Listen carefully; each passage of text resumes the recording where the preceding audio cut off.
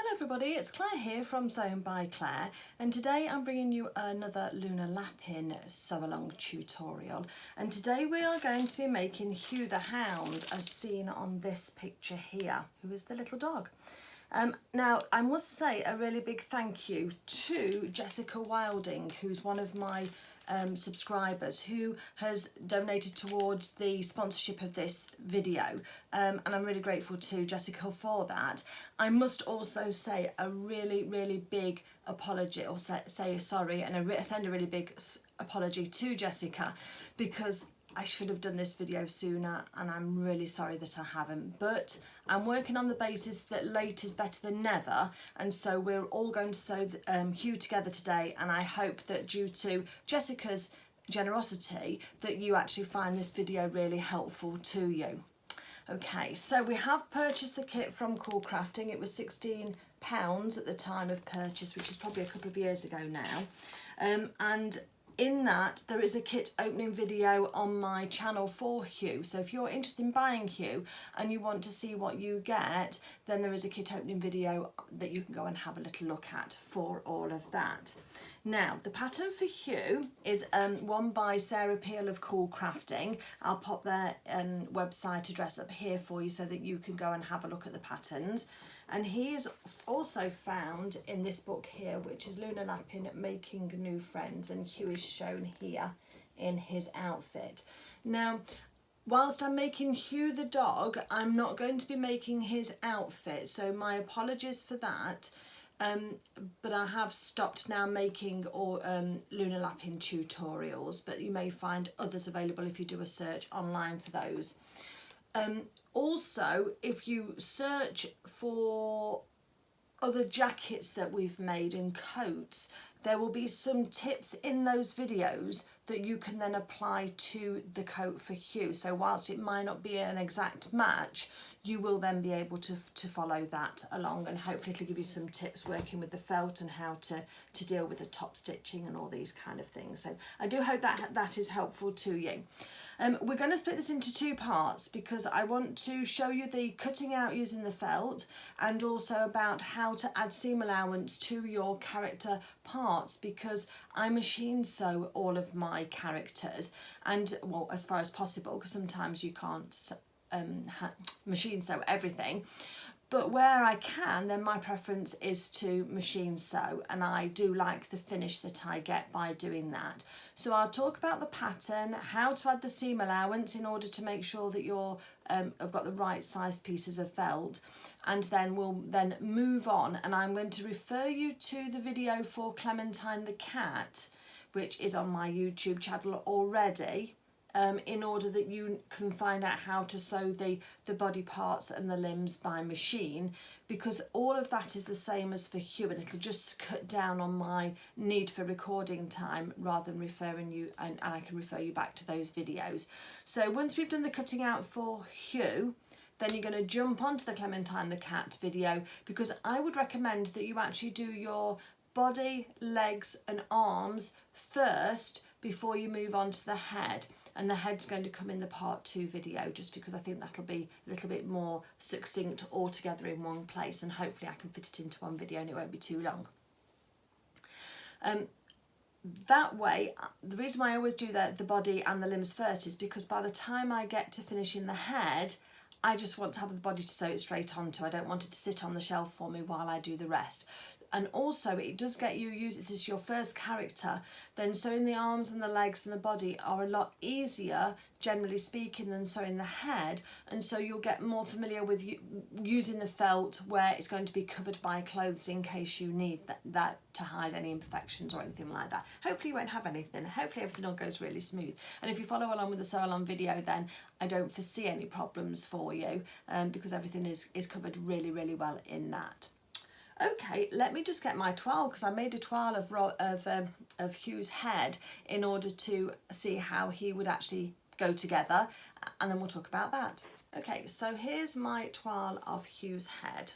Now, really pop arty, I know, because what I've done is I've taken some scrap or some, this is actually 100% polyester felt that I'd pricked up years ago and just hasn't been used for anything. So rather than start straight away on my kit, I did a mock-up of Hugh's head in these pop arty colours, this red and this pink and pale pink, just in order that I could become familiar at putting it together, because for some reason I'd got it into my head that sewing Hugh was going to be difficult. And I think that sometimes we follow the hype online and we then assume that everybody's going to struggle in the same way, and we don't always.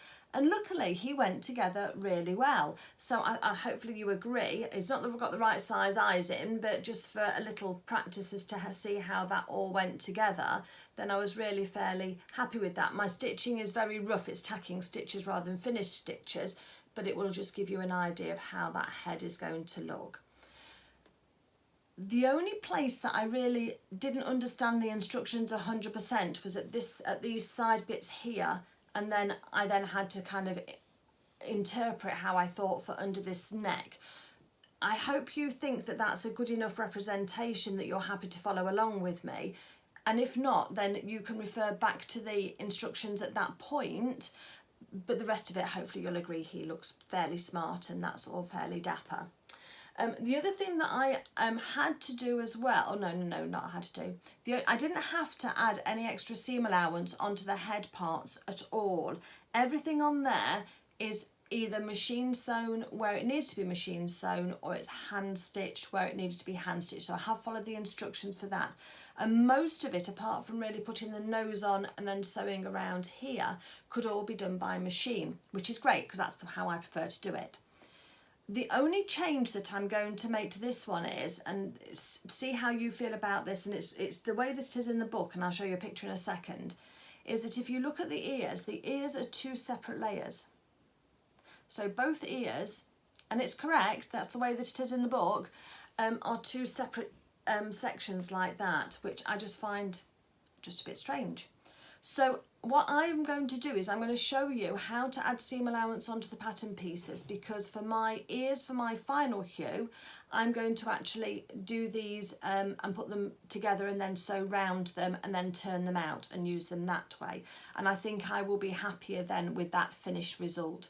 I don't want to top stitch over the top of here because I don't want you to have that edge of stitching around the outside, but that's also an option to you. The good news is that when I've gone into my kit and I've added all of the seam allowance to the body parts and I've added the seam allowance to the ears, there is enough felt in order to do it all the way that I like to do it. So you can continue in confidence knowing that I've already pressure tested that bit for you.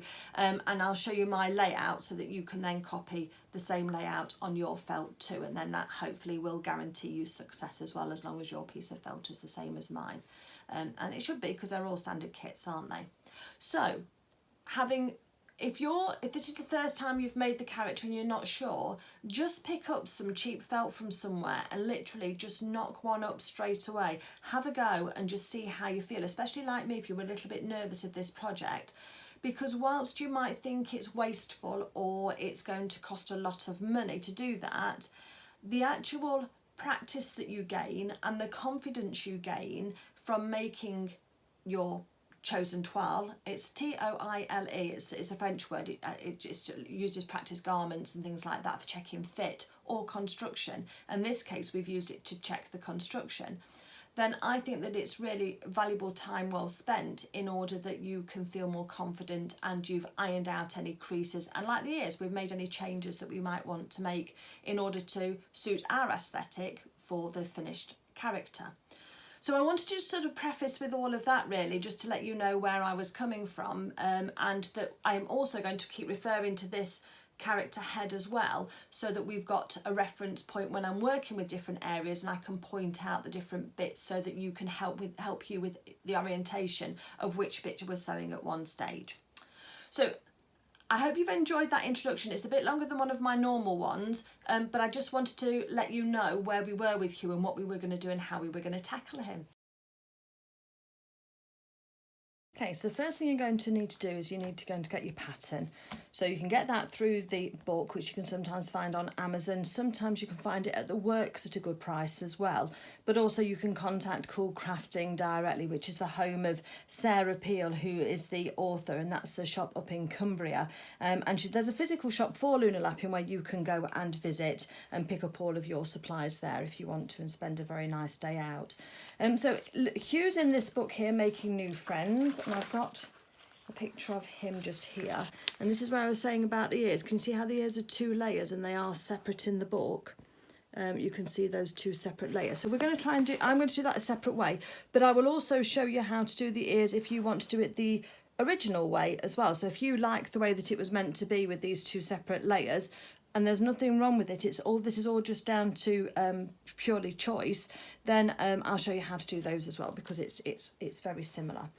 So you're going to need your book, which has got all of the instructions in for you, and first of all you're going to need to turn to your pattern pages here, which has got all of the pieces, and you can tell who the characters are for, which pieces they are, because it says in the middle of each piece. It'll also tell you what piece it is and how many you've got to cut, and whether it's in a contrast or in a fabric, or whether it's in a in the main felt, or in the case of some noses in the black felt. And so I want to just point out something to you about machine sewing your characters rather than hand sewing them. So the main body parts in the book are designed to be hand sewn. Now, especially the arms and the legs, they are designed to be hand sewn. And the way you can tell the difference between something that's going to be hand sewn versus something that's going to be machine sewn is the fact that if it's just going to be hand sewn, you'll just have one solid line. So on this leg, we've got the foot here where we see the foot pad going in, and this dotted line means that there's already 1/4 inch seam allowance on that particular sewing line. And then this is your cutting line. So the dark line is your cutting line, a dotted line or a dashed line like this is your sewing line. So when I look at the ear here, I can see that we've only got a solid line round the outside. So I know that if I want to make my ears so that I turn them inside out after I've sewn them, or the right way round after I've sewn them inside out, then I need to add 1/4 inch seam allowance onto here. But when we're looking at things like Luna's ear, we can see that's already got a dashed line inside it, and that denotes then that that's a sewing line, and that's a cutting line, and that 1/4 inch seam allowance has already been added by the designer. I hope that makes sense for you, because people have asked me before about how you tell which parts need to have seam allowance. So again, on this one here for Luna, we can see a dotted line across here for her neck, and we can see a dashed line here where we're going to sew in the ear, but the rest of her head has got no seam allowance on it. So I know that you're not sewing Luna today, but that's just a nice piece to look for. Just make sure that when you go through your book, you pick out all the pieces, because we've got the lower jaw here for Hugh, the ear and the side head. We've got his nose, his back head, his tail tip, his underfloos, his tail, his upper head and his leg. And then there's over here, we've got, another page over here, we've got the arm as well. So again, we can see that's just a solid line, so that needs to have seam allowance adding to it. And again, on the tummy pieces, they all need seam allowance adding to them. So the next question you're going to ask me is, how do we add seam allowance? So let me show you. Okay, so in the case of the ear, we're going to do this one because that's one that I've got started here. And you're going to pick up some tissue paper. So you can get this from an art supply shop, or you can buy it online. Anything that's sort of semi-transparent so you can see through it. And then what we then do is we put the tracing paper over the top of the pattern piece we want to copy, and then we can see through it to draw our line, and we just take our pen and we draw a line. I find these pens really, really good for tracing out patterns. This Micron pen. Who's that by? Made by Sakura. I just picked it up from one of the quilt shows, but it's got a really, really fine tip, so it's great for tracing out patterns. So literally just put the tracing paper over your pattern piece, and then you're just going to then draw around your pattern piece, and you're just going to write on it what it is and how many needs to be cut out. Remember to trace across anything like this that you need to, that's going to denote a sewing line of some kind, okay?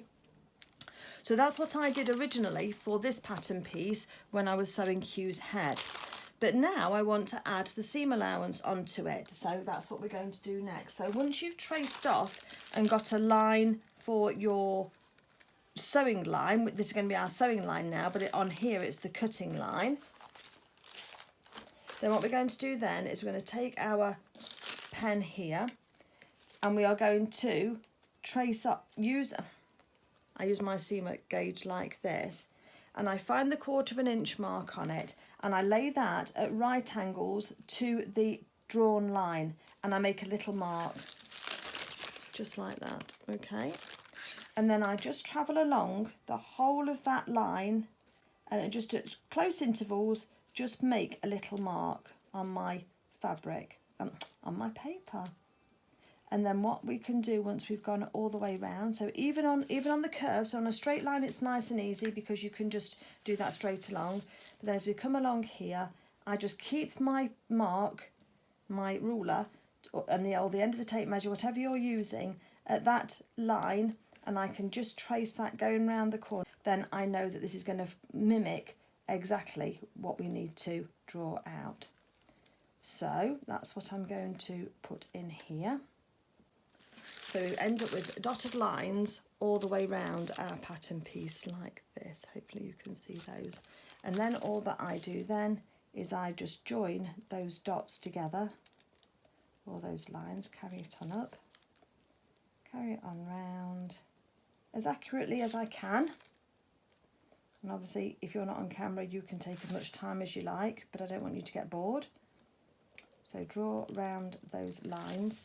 Now at the top here, I know that this ear gets machine sewn into the head seam here. So there is already seam allowance on this top edge. They've not shown it because I didn't want to confuse you with the other markings they've got.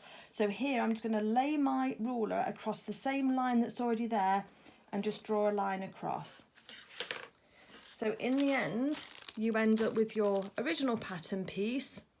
And then you've got your, obviously I had to glue this onto a new piece because I'd already used this.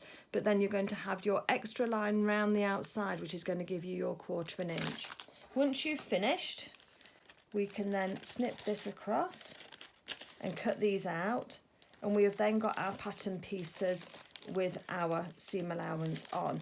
And if you wanted to make a little note on top of your pattern piece and just put seam allowance of 1/4 inch included, then that will remind you in the future, because you probably will end up wanting to make more of these characters because they are lovely to make.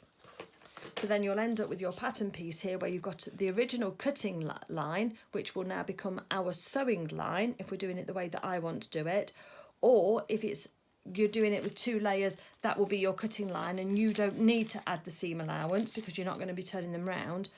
And then we've got the area with the seam allowance on the outside there. Right, okay then, so get all of your pattern traced off. The other thing that I would suggest as well is that the reason why I always take the time to make a paper copy, and the first thing you're going to want to do is dive straight in and start cutting out. But I really would suggest that if you get into the habit of tracing your patterns off first and keeping your master copy intact, yes, you can photocopy this and then you can cut round, and you can do that if you wanted to.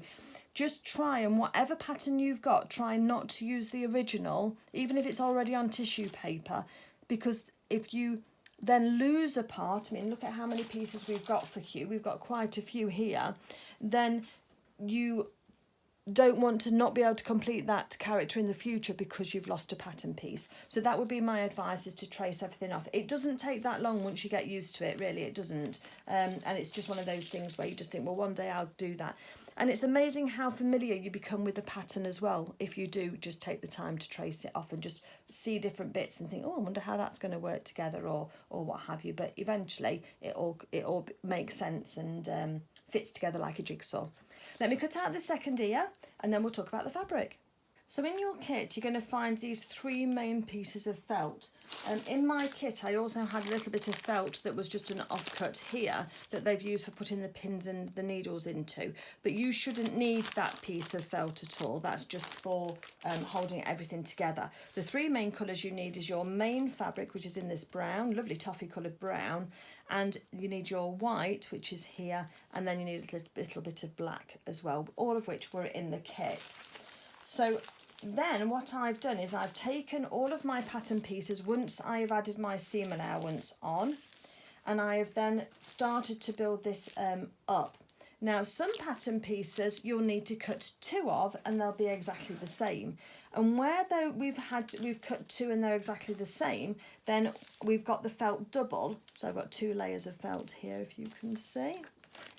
And then there's other areas where we only need to cut 1 of them, and so when the fabric is folded, I've put the tummy piece onto the felt just here, and that's only single, so the edge of my fabric is here and doesn't go over. So let's just sew that. So when I've folded it over, this is my folded edge here.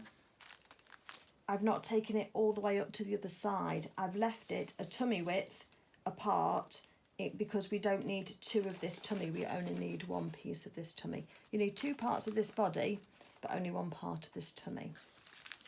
Okay, so what we've done then is we've laid this out. Now I do try and lay mine out so that we get the maximum amount of pieces out of the felt, and so my layout is different to the one that you'll see in the book, but there is a layout in the book.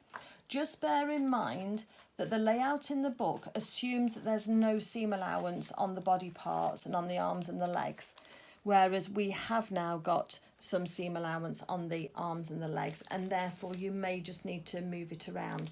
But as you can see, I've got all of my pieces laid out here and everything fits nicely because I've got my 2 pieces for my ears here, which I can then pop up here or down here depending on where I want to pop them. So this is where you then have the fun just trying to fit things in, so that you play a bit of Tetris really, just trying to get things in, because I do like to try and preserve as much as I can do of the felt if possible, and I think up here is going to be the best bet for these pieces. So just make sure that that felt is right on top of each other. Now the pattern pieces, when you're working with felt doesn't have a grain and it doesn't have a nap. So it doesn't have only one way you can use it. So with your pattern pieces, you can twist them any way around that you like, pin them on and cut them out, and everything will be fine. That is not the same when you're working with the clothes. When you're working with the clothes, you need to work with a certain north to south or east to west orientation. And you'll see on some of my videos we talk about that. But for the felt, which Hugh's made from, then everything's fine. So you'll be able to just pop your pattern pieces on, see the layout that works best for you, and then you will be able to pin your pattern pieces on, ready for cutting these out. And just use as many pins as you need and as you feel comfortable with, in order to make sure that those pieces are pinned on with no folds underneath. Just make sure everything's all nice and smooth, and then you'll be able to fit everything on there for your pattern pieces. Once you've done that and you've secured them down by pins, you're then either going to draw around them and cut them out, or you are going to cut them out just from around the paper pattern pieces. Just be careful not to shave a bit off the edge of the pattern piece, because they do need to have that size in order for everything to match and to fit together nicely. Okay. So I'm going to go ahead. I've just roughly pinned my pieces on just with a pin in the middle, in order just to see how everything was going to fit, and everything does fit nicely. And that's, as I say, all of my body pieces have got, and my ears have got seam allowance on, whereas if you're hand sewing yours won't have, but the principle is still the same. Just pop those on there so that you're comfortable that everything fits together, and then I'll put some more pins in just to hold those completely flat for me for cutting out. I've done the same with the white felt. Now the white felt can be single, because most things apart from your foot pad, you only need 1 cutting out. The foot pad needs 2, but as you can see, we've got a nice generous piece of felt here where it's all spare. So we've got the upper head, the under flews, the tail tip, the lower jaw, and the foot pad are all in the white felt. Now, design choice as well. If you wanted to, you could make the underside of the ears white as well, if you wanted to, just as a suggestion, because you have got enough felt here. If I hold that up against there, you've got enough felt there to be able to get your 2 ears, if you needed to, out of that felt. If you did, you'd take one of your pattern pieces off here and pop it onto here instead, and you'd be fine. The other thing that you'll see is that I have actually, where I've got to cut out 2 sets of things, so I've got 2 sets of the arms and 2 sets of the legs, then I've cut that pattern piece out twice so that I can make sure that I've left enough room around everything, and it's just something I like to do in order to make sure. So like in the ear, you cut 4, so I've got 2 pattern pieces, and I'm going to cut 2 from each, and then I know how that all worked on there. Okay, so that's all. Oh, and then your nose. You just need to do your nose. And the other thing that don't forget is you do need a little nose roll, which is 1 centimetre by 4 centimetres of your black felt. So I've just slotted it alongside my my nose piece on that black felt, and there's plenty of room for that. So that is just a little note that's in the side in the cutting out instructions, but I don't want you to miss it, because later down we'll say I'll talk about the nose roll and you won't have it, you won't be sure where it is. So that's why I just cut a little pattern piece out for it, and then I can pin it onto my fabric, and then I'll always know what that is. Okay, let me get this all cut out and then I'll come back to you. Okay, so we've now got everything cut out, so let's just run through everything first in which colours that we need to make sure that we've got everything that we need. So we're going to start with the brown fabric first, the brown felt. So we need 2 pairs of legs, so each leg has got 2 layers to it. So we've got our 2 legs, and to go with that we have got our 2 arms again in 2 layers. Okay, so that's the 2 legs and the 2 arms. That's our limbs already. Okay, we've got the 2 body pieces in brown, and then for Hugh, I forgot who we were making then, for Hugh we've also got the cut 1 of the tummy piece in brown as well. Now I did say to follow the Clementine cut out, but only on the Clementine she's got a white tummy, but on Hugh he has a brown. So all 3 of your body pieces, because this one's got 2 layers and this one's only got 1, all 3 of your body layers are going to be brown on those. We've also got our ears, and both ears is 2 pieces of felt, so that's 4 pieces in total of that. We've got the back head, that's 2 pieces cut out. We've got the side head, which is 2 pieces cut out, and we've got the tail, which is 1 piece cut out. Okay, so that's all of your brown pieces. So just run through those with you as well, and just make sure you've got all of those to one side.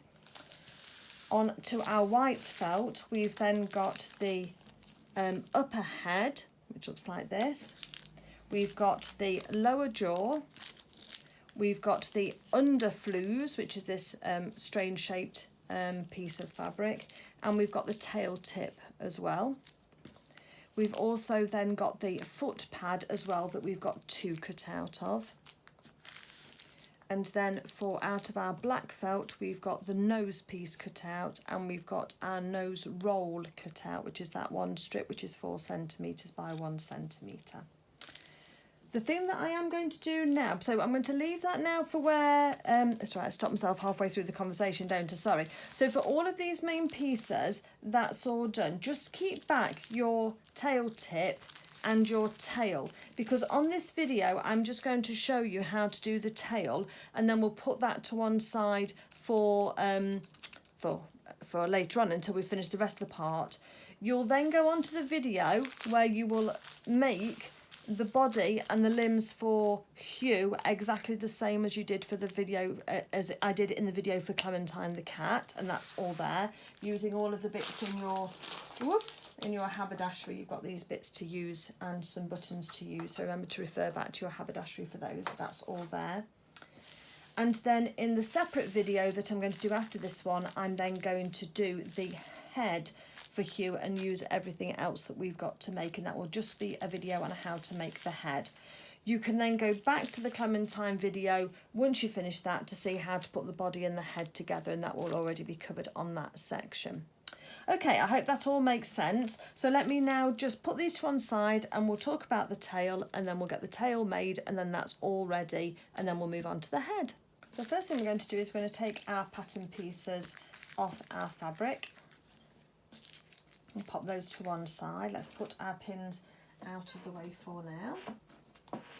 Pattern pieces, I always recommend that you pop them straight away into your bag. So I'll do a separate bag for Hugh for his head, but if you've got any freezer bags, they work great, and then you can just fold those up, either keep them with your book or you can put them away into a different filing system, but I would always do that. So that's, you need to put your pattern piece away so they're nicely safe for you.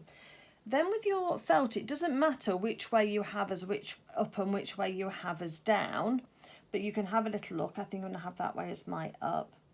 And then we're going to just pop the white square triangle of the tail, just so that it fits exactly onto the tip of the tail, just like that. So there's your straight edge for your tail, and here's the point, and the diamond fits directly on top, just laying on top right into that point.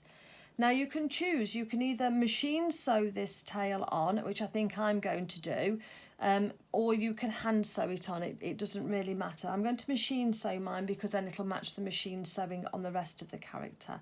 And then when we've machine sewn it, we are going to just fold that in half, and then we can then just run a row of stitches along here. It does get stuffed slightly on the tail, but let's just take it step by step and then we'll see. So let me get my machine on the top here, and then we can sew this, and I'm going to use a blanket stitch for that, but I'll show you how that looks. Okay, so I've got my machine set up. I've got white thread in. Now there is an argument to say that if you wanted to use the brown thread, you could do. You've just got to be aware that you're going to get contrast stitching on the actual white of the tail if you use brown thread.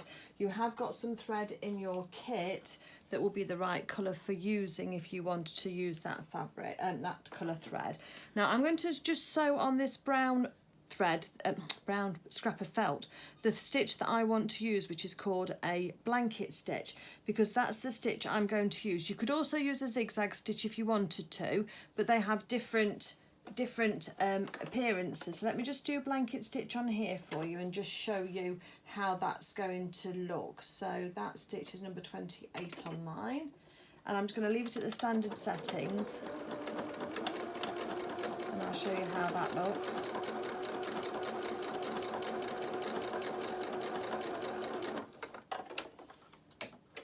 That looks like this one here, but I think it's going to look a little bit like tufts of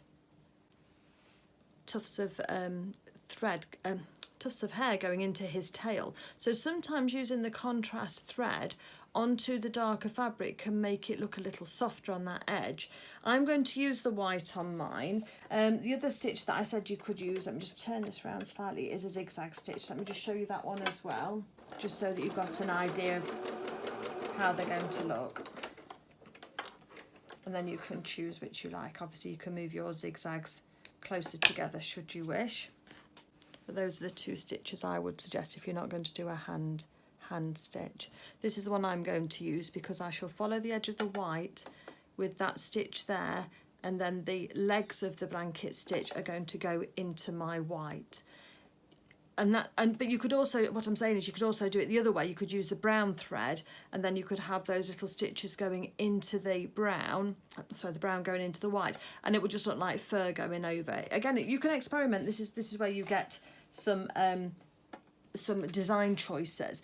If you're a beginner, I would suggest you use a blanket stitch if you've got it. You can just use a straight running stitch as well if you've just got an ordinary sewing stitch and just go close to the edge. But the blanket stitch will just give a little bit of decoration to it, and I'm going to use that same blanket stitch around the head here to attach the head piece on rather than the zigzag that I used in my test one. And then there's some continuity between the stitches that I've got. Was that everything I was going to say? Yes, that's all I'm going to say for now. So let's do a couple of stitches forward, and then we're just going to stop, and I'm going to push my needle down so that my needle goes into the work, and that way then I can manipulate this by lifting up the presser foot. I can manipulate my tail like this if I need to change direction. Luckily we don't need to. I'm just going to follow the edge of the diamond all the way up until we need to change direction. trying to keep my felt in place.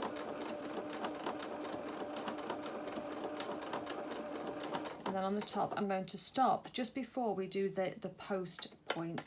I'm going to leave my needle in the work, lift my presser foot up and twist it round so I'm changing direction. And now that stitch will now continue down the other side. If your pin starts to get in the way, then just take your pin off.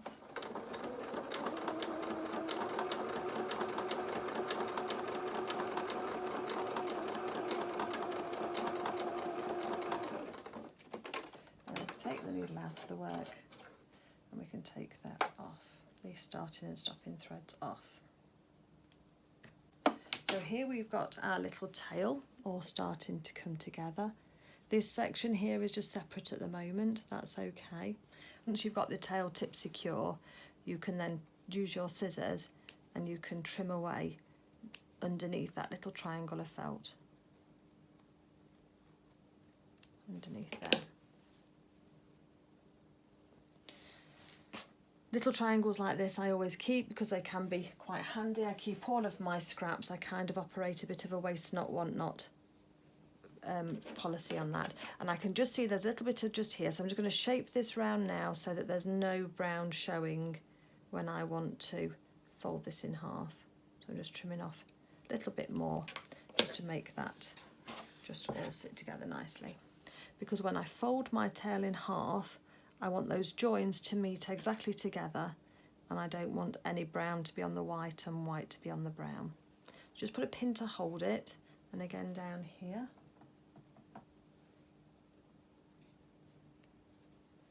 And then you're going to want to just put a pin to hold that up to the white there. So once we've done that, that's what my tail is looking like at this moment in time. It is going to look like a little dog's waggy tail, isn't it? So once we've got that together, we're going to get a hand sewing needle.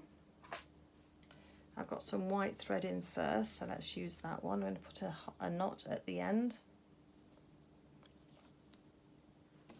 And then I'm going to start where the join is between the brown and the white with my hand sewing needle. And I'm going to just go through so that I take a bite through, and I'm going to bury my knot on the inside. So I can pull that and then I can tuck the starting thread just down in between the two parts. Then just going to do an overstitch just at this point here, just to really hold that together nice and tightly.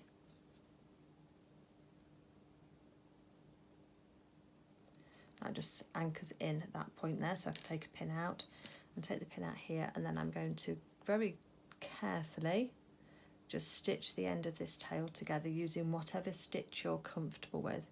I'm just doing a little bit of a stab running stitch, but I'm right on the edge. I'll show you a trick later on when we're doing the head as to how you can merge the stitches and just blend them so that you don't see them. Just that needle thread just getting caught around. And you're really just wanting to get those stitches just to hold the two sides of the white together without really seeing it if you can. Just go right along to the tip, and I'm probably going to go back again as well, just so that we've got that nice and neatly tied. A couple of stitches just through at the end. If you're using a white thread on your white felt, then you shouldn't be able to see those stitches at all. They should just disappear into the felt. This needle and thread is just single at the moment. Just make sure you don't loop over the end of your tail piece like that. Lift your thread over. More stitches just through, and then I'm going to cast off again where that join is. So I've chosen not to start my stitching and to cast off right at the end of the tail. I've gone here where we've got that bulk from that machine stitching already, which will give us a bit of a safe landing space to make sure that those stitches aren't visible anywhere. And once we're back there again, a couple of stitches in place. A thread just coming out there which we can snip off in a second or two. Just keep it out of the way of where I'm sewing.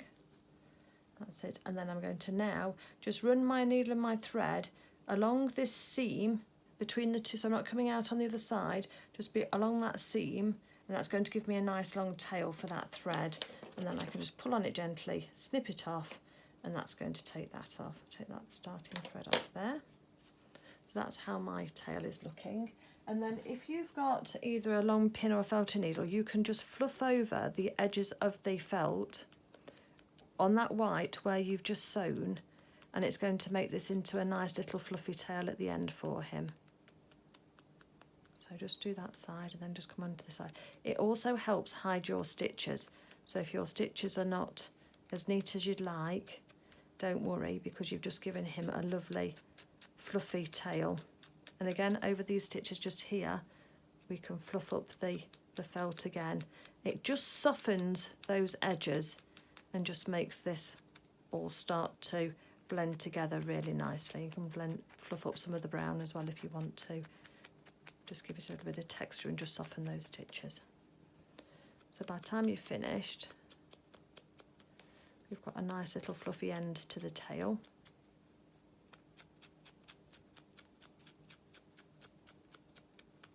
Just like that. Can you see how much fluffier that is now than it was? And so now I'm going to change my thread over for the brown. The brown here, will that brown do, or is that too dark? I think this was the brown from Hamish. That's too dark. Use the one in the kit, Claire.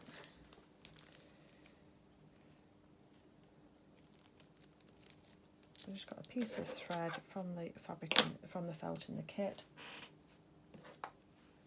Using my needle, let's just thread that up. Again, it can be single or double, it doesn't really matter.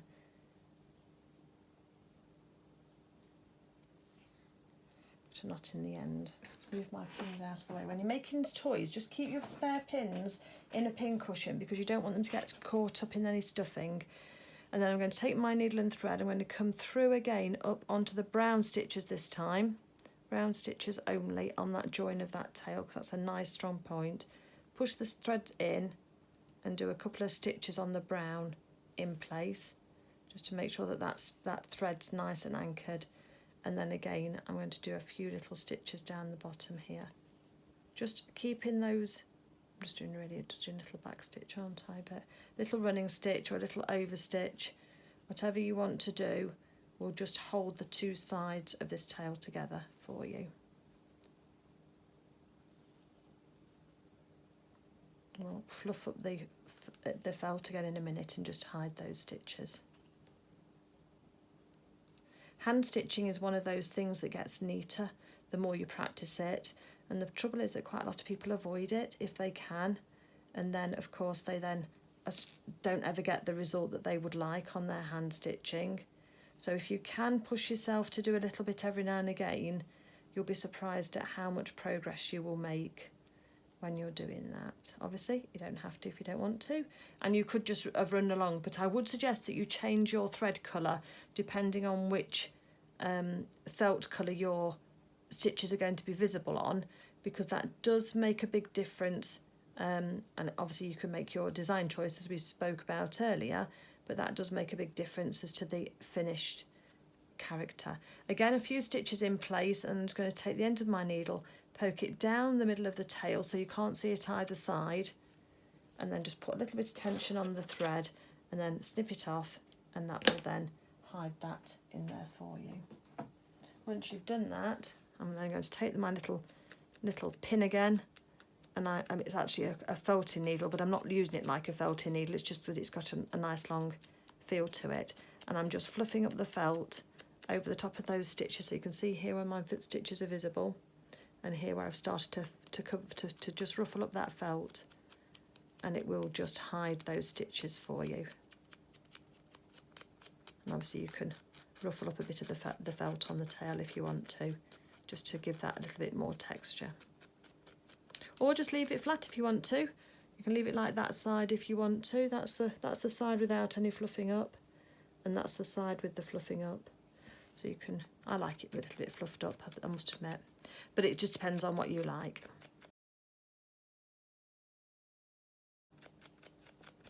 So we're going to leave this video here for now. This is for the tail and then just for the cutting out and the prep. And then I'm going to do the video on the head, and then I will then be all done, and you'll have a lovely hue that you can make as well. So let me turn the camera around and we'll have we'll have a little roundup. Okay, so I hope that you've enjoyed getting Hugh's kit ready and doing all of your cutting out and those pattern adjustments to add the seam allowance on, and that you've got a little tail for your Hugh already that you're ready with. As I say, we're now going to move on to the head so that will make it into a separate video, but I just thought while we were here, we'd just add a little bit onto the body video and the part 1 video, so that then when you get onto the head, then you're all ready to go. If you're enjoying the videos and you would like to become a subscriber, then I'd love to know that you're here. I think the usual split is about 40% of the people who watch my videos are subscribers and 60% aren't. And I'm so close to 3,000 subscribers that if you did feel able to, it would be lovely to have you there. And if you want to, you can click on the notifications bell as well, and then every time I upload a video, then you'll get a notification from YouTube to say that a new video has gone live. It's just a good way of not missing anything. Okay, that's it from me. Lovely to have you here, and I hope you have a great day. Take care, everybody. Happy stitching. Bye.